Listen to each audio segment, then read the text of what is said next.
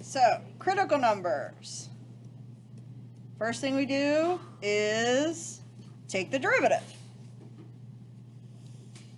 Now, this derivative is a little bit more complicated because my original function was a cubic function.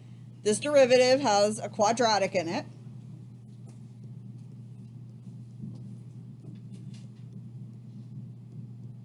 So I need to solve that equation. Factoring is a good technique. Graphing that particular equation, you could use that as a good technique. The only issue about graphing is sometimes we start getting confused of what we're using the graph for. If we want to graph this derivative to find the zeros of the derivative, that's fine. But describing the graph of the derivative is not what we're looking to do here in terms of where things are increasing and decreasing. Yes? That one would be graphed as it like comes from going positive infinity on the left, but then it goes around to yes, that cubic graph would be graphed that way, yes. Yeah, if we reorganize the cubic graph terms just a little bit, yeah, it's a cubic function, but it's got a negative leading coefficient. So yeah, it's going to do something like that. So there should be 2 points? There should be 2 critical values and 2 turns.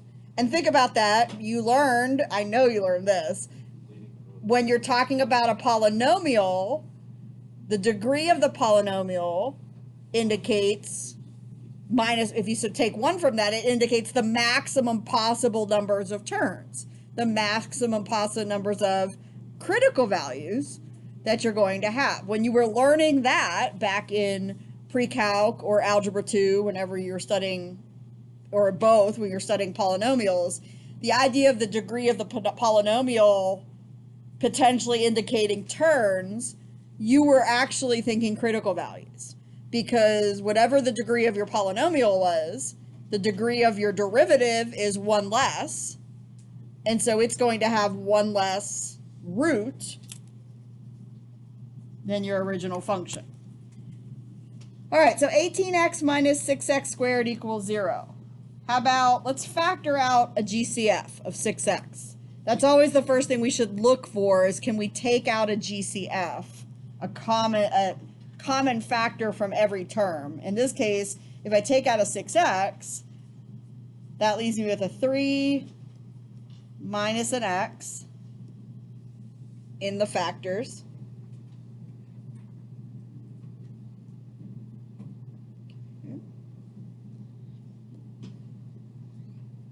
So then the reason we love solving with factors is because if the product of factors is 0, we know one of the factors has to be 0. So if 6x equals 0, then x has to be 0. So that's going to be one of my critical values. If 3 minus x equals 0, then 3 equals x, if I add an x to both sides, or x equals 3.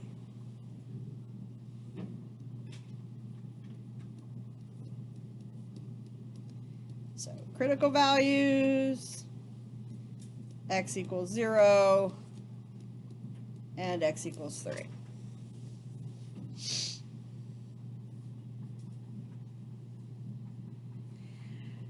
So we're kind of back at a place where we're going to need to be able to do some factoring. Okay. We may need to factor out a GCF. We might need to factor a trinomial that's a quadratic. You know, I'm not going to give you too many different things to deal with. We can understand the process without having to look at like a million different examples and with a lot of difficulty. But something like this, a basic, you know, where we have a linear term and a quadratic term and it equals 0 and you can take out a GCF, should be doable.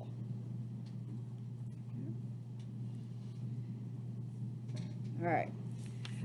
Okay, so questions on the process so far? We've taken our derivative, we've set it equal to 0, we've solved that equation. In this case, we used factoring to solve that equation. And we determined that the zeros of the derivative, the numbers that make the derivative equal to 0, are 0 and 3.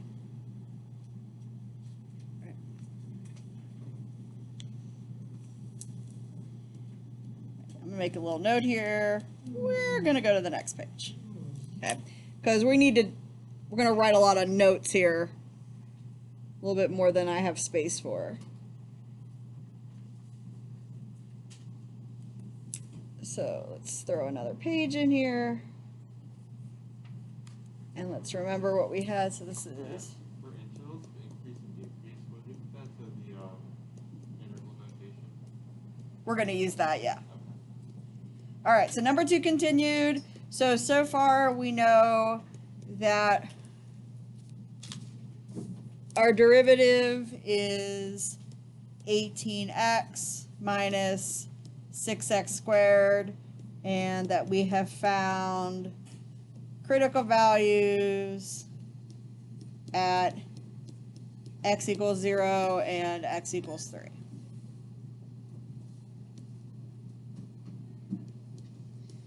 What's going to happen next is going to be kind of a number line / table organization type problem.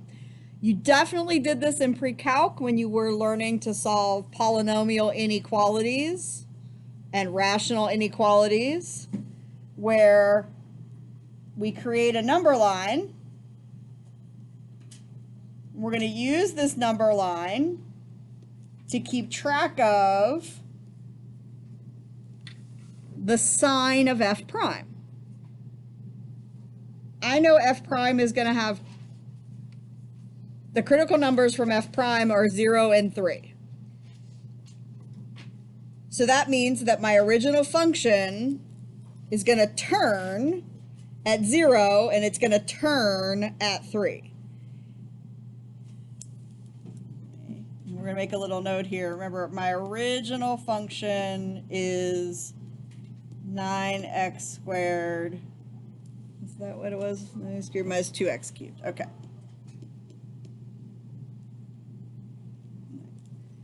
But keep that handy so that we can check it when we're done. So basically, I want to know where this guy turns. I think he turns at 0 and 3. But what I want to prove using calculus, or what I want to establish is it like that? Or is it like that? Now, we've learned in the past that it should be like this. But let's prove it. Okay. I'm going to determine how this graph is shaped by looking at f prime values. I'm going to pick a number in each one of these intervals. I like to call them test numbers. So maybe I'll use like a -1 for the part that's under 0, and then maybe I'll use like a 2 for in between 0 and 3, and then maybe I'll use a 5, because I like 5s, for something bigger than 3.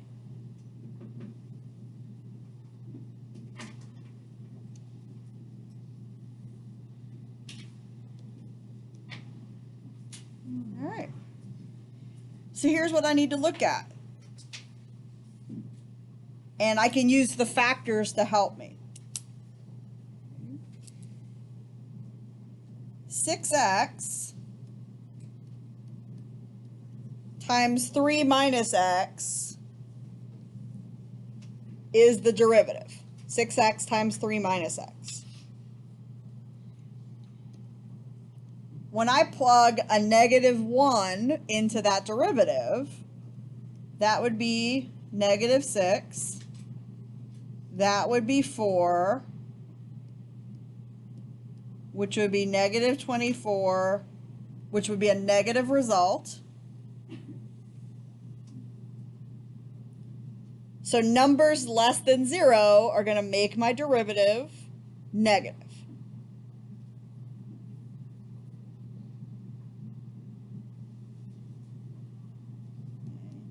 You don't have to use the factors of f prime. You can use the whole equation of f prime. You can just use your calculator and say, okay, I'm going to evaluate f prime at -1.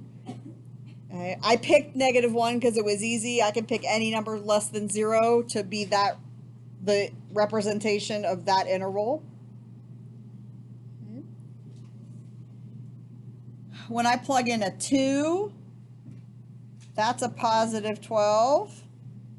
And that's a 1. So that's a 12. It's positive.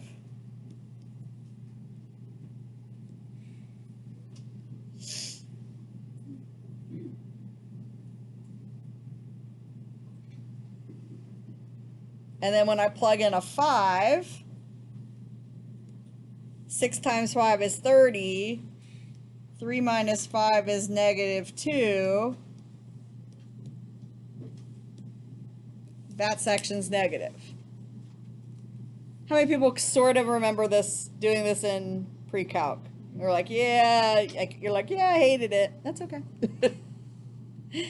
So,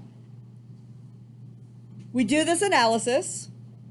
We do have calculators to help us, so the arithmetic is not quite as stressful. I'm doing all this arithmetic, showing it out because I'm thinking about how I would do it in pre-calc. But, -1 plugged into this guy, 2 plugged into this guy, 5 plugged into this guy. Tell me it has negative values and then positive values and then negative values.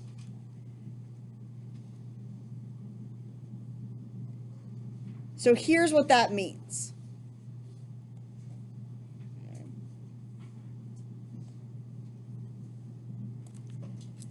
I know that my original function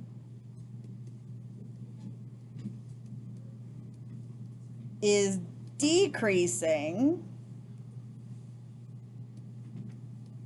from -infinity to 0 and from 3 to infinity. Because in those two regions,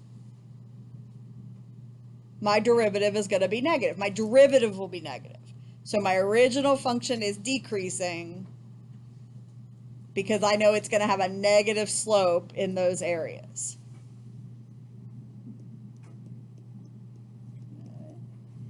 And then we're increasing in the section from 0 to 3. Because in that section, f prime of x is positive.